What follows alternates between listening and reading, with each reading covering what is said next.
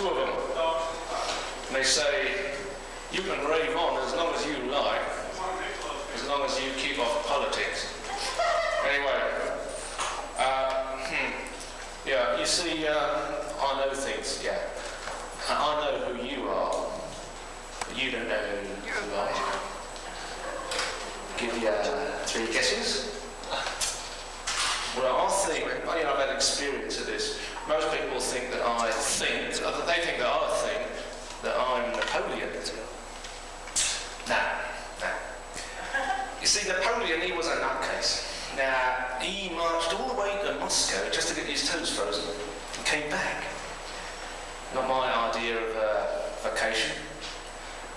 Then people tend to think that I think, that I'm Julius Caesar. Well, he was a bit what we say thick. Now, for the last 100 years I've been in London, thick means stupid. Now, you see, he couldn't take an end. What happened was this. This guy comes up to him and says, beware the Ides of March. And, well, Caesar says, what's that you say? Didn't quite catch that. He says, beware the Ides of March. He says, what? He says, look here, mate, watch out on March the 15th. Anyway, he still didn't get an in. And he comes home to his wife, and she says, she's all of a fluster. She says, oh, Julius, something terrible. He says, what dear, what's the trouble? Well, I make your chicken casserole. Yeah, I like my bird. I opened the bird, and I looked for its liver, but it had no liver. I looked for its heart, but it had no heart. I looked for the parson's nose, but it had no parson's nose. Oh, I see, dear. The parson's nose, by the way, at the end, the sort of bit that protrudes at the back, where all the feathers stick out. Anyway, Caesar says to her, oh dear, is the rest of the bird there? Oh, I don't think so, yeah. Don't worry, all I want is a bit of breast and a bit of leg. Anyway, he didn't get the hint, so he goes to the old cabinet hall and gets the chop. Well, anyway, that's another story. The thing is, I'm not Julius Caesar. And for any inquisitive people, I'm not Ronald Reagan either. No. See, you never guess. I am actually Jupiter. Yeah. Jupiter of Olympian fame. Well, I see, I've been around a bit more than you mortals have. In fact, the last 2,000 years have been a bit rough. But I spend a lot of time in Salvation Army hostels. At the moment, though, I've got a very nice place. A very nice place indeed, yes. Very nice upholstery, yes. Soft walls, wonderful. The only trouble is this guy comes up to me and he says, now, I'm going to ask you 1 or 2 questions, but today I'm going to say a word, okay? And I want you to say the first thing that comes into your head when I say this word. I say, all right then, you start. Well, he says, your mother? Mother? I said, well, blue bananas, that do? And then he says, your father? Father? You're farther up the creek than I am. And then, it goes on, and I says to him eventually, look, can't we have a bit of intelligent conversation? And he says, he gets offended. I don't know what they call these guys, they're kind of psychologists or something. Anyway, what they say, I don't agree with it, I think it's all stupid myself, but there's some truth in it. You see, what the idea of it all is, you've had some traumatic experience in your life, and you've got to get back to that traumatic experience, and you've got to sort of spew it all out, what your father was, or your mother, your grandfather.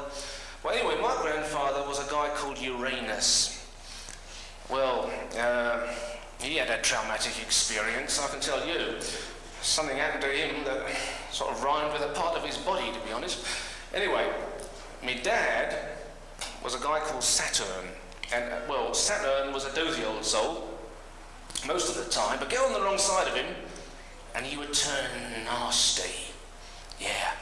See, one day he says to us, some prophet told me that one of you boys is going to be king after me, so I'm going to eat you. And that's what he did.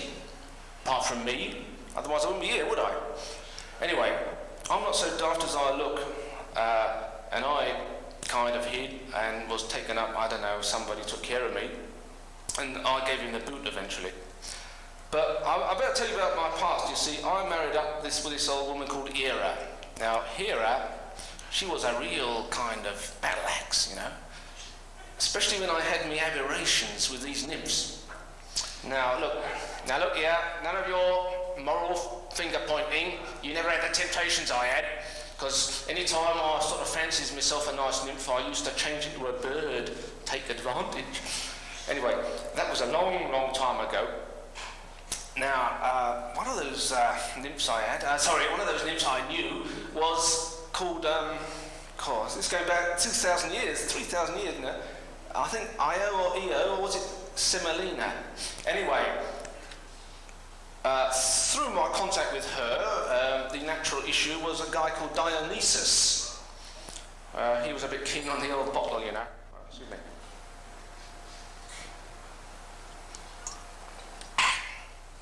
Well, see, Dionysus, Hera, that's my old wife, she added in for him. And she, you know what she did? She had him cut up into little pieces and stewed up.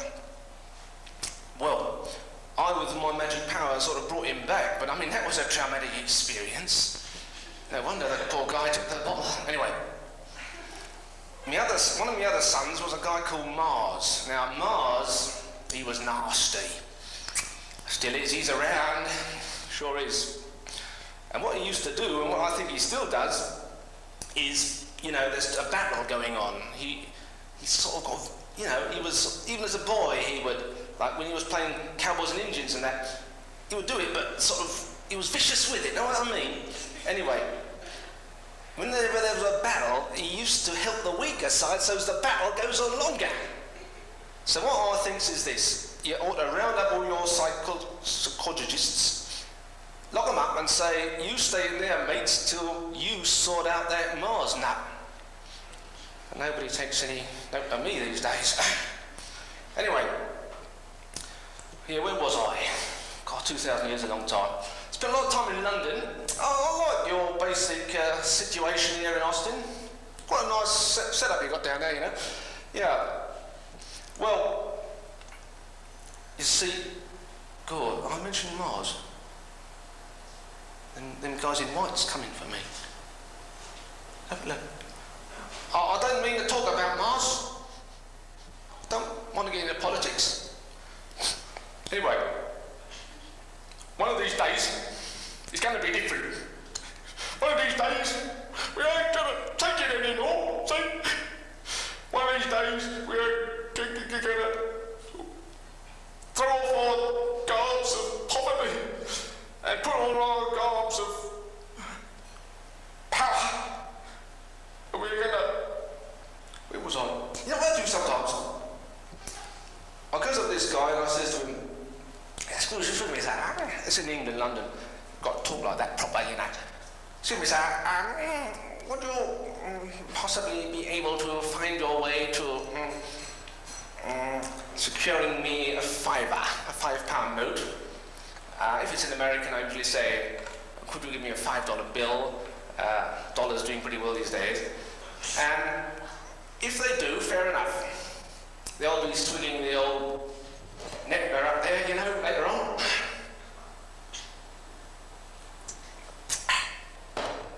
If not, I says, yeah, Pluto, see?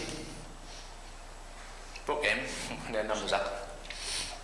Anyway, one of these days we're going to have a revolution, and we're going to, you know, all those, what you call drag worms, will show themselves as they really are, the spies of the divinities, and they shall form a huge line, and they